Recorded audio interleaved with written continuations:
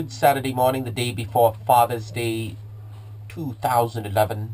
Today we're going to discuss the economics of money. What is the economics of money?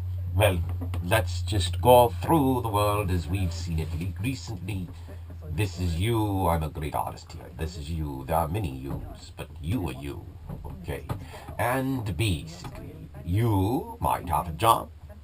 Maybe you're retired and living on investment income, Social Security, or pension. But these are your sources of primary income, your investments or your job.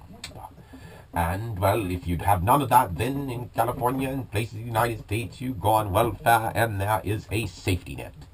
Anyway, the point is this. What if the dollar crashes? Which actually it's seen a small crash in the world crisis, but see, the world crisis is a world crisis. So when you actually look at it, we put all the currencies together. When the almighty dollar falls, the euro falls, and guess what? I'll show you later how they all fall. But let's just take it one currency at a time when it falls. Okay, and assume that this falls against the other major currencies by a small amount, maybe 20%, say. Now, all of a sudden, what have we seen? What has happened to our jobs? Our jobs have gone away because, well, see, we had this housing bubble. And we had no problem in California when the bubble was going up 25% a year for 4 or 5 years. But that was unsustainable. But when it went down, it changed the whole market for housing. It realized we have an overcapacity housing because without jobs and income, we can't pay our mortgages. That's a really simple thing. Without the jobs, we can't pay for the housing we built.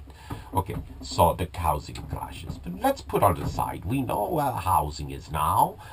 And here's part of the problem. If you add up the housing and its true real value, and you add up the mortgages on the banks that are tied to this money, because see, that dollar, I call it a dollar, is tied to banks, and the banks get their money from the dollar, and the dollar rely on the banks. But when the banks own less than they have mortgaged out, the banks are bankrupt. That's what you worried about before. And, banks can play funny numbers and accounting games, and it's all about what is the real market for things. But the thing is, this is only with a modest decline in the dollar. Now you're facing a debt crisis still, and you're facing downgrades. If you have downgrades, you see, the dollar's almighty power as a world currency of reserve diminishes. Now, fortunately, yours going through the same problem, so they diminish. Problem is, there's no place to hide. But then that is part of the problem, and that's the problem. So, but let's just say, what happens when the dollar goes way down? Let's go down by half or maybe even by 3/4. Okay, what happens to your job income? Your job income remains the same as long as you keep your job, but as we said, when it crashes, there are reasons why houses aren't built. Then your investment income. Well, you've already seen your investment income going from 5% of the CD to 1-2%. Risky investments from 10% plus down to 5%. You'd be lucky to get it. And so now all of a sudden your investment income's below. And that is a problem because, well, your Social Security is built on a promise to pay, which is all tied back to that dollar. But they can just issue the dollars to pay your Social Security. But the pensions, they need income to pay the annuities that they have to the pensioners. And if the pension income doesn't keep up, well, then they have the Pension Benefit Guarantee Corporation. Then that's covered by the dollar. Okay, what happens that means, okay, the jobs get lost, the dollar goes down because the tax base goes down. The housing's going down, the taxes goes further down as housing gets repriced. The investment returns have gone down, so Uncle Sam no longer collects as much money in investment returns. People are hiding the cash and maybe they're trying to get out of the dollar. That doesn't help the whole situation. But then again, on the top line, the positive thing is those youths that are running out of jobs and income just go in the welfare system, which helps them survive. But here's the problem with that. The problem with that is that all of a sudden now, the welfare is dragging down the budgets that drag down the dollar. And we can't keep borrowing and borrowing and borrowing because we're getting to the maximum, and we've gotten to the maximum. So and the thing is, the more you borrow, the more you create for the dollar as negative pressure, because I haven't even talked about taxes in here, because taxes come right out of your income. And if they have to raise taxes, then definitely your income. Now let's look at your expenses, because there's not all bad news in the expense fund when the dollar crashes. So the dollar crashes, I'll guarantee you one thing. The price of energy will go up, but mainly the price of oil and transportation will go way up, because the dollar crashed. And we get oil all of a sudden is $200 a barrel instead of $100. You guys were happy with $60 barrel oil. My gosh, $200 barrel oil, $300 barrel oil. But the point, well, that is part of the point. So energy transportation is going up, but that might not be such of a problem if you lost your job. But then again, if you lost your job, you got other problems too.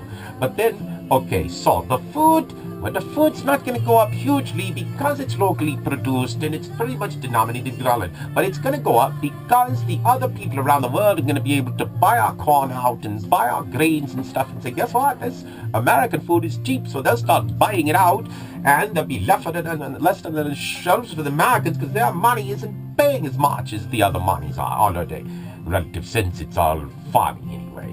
So, but then the price of consumer products and these things made in China and what have you, they're going to go up because, well, the dollar went down, so when we have to bring them back across the United States, they go up in price. So there are some modest increase, but your big expense is housing. Now, fortunately, the net of that is when the dollar crashes, your housing is denominated in dollars. So your housing prices of your mortgage doesn't change. So as long as you have your income on over here, you're fine. Well, this income is threatened, but your mortgage doesn't change. And so you basically, or your rent is still paid in dollars. And so when the housing comes down, then now there will be a point in time where it might come back up. But to see, when you have an oversupply of housing, and you have people who can't pay for the housing, and you have it all going down where housing is actually costing these empty houses money, well, eventually, that drags down. But the point is, the housing value might stay relatively the same. That's good news. But the other expenses go up. But the problem with all of this is right here. Because if we can't build, if we aren't building, if we aren't growing, we have no investment income and job income. And, well, you see, I don't think when you start going down the rabbit hole, you can get yourself out of the rabbit hole by digging farther and deeper in debt. You can't. You have to get out of the rabbit hole and take a run. Not a walk, a run on the wild side of your mind. You have to think of what we'll talk about next, but the future of economics. You see, because the good news is this.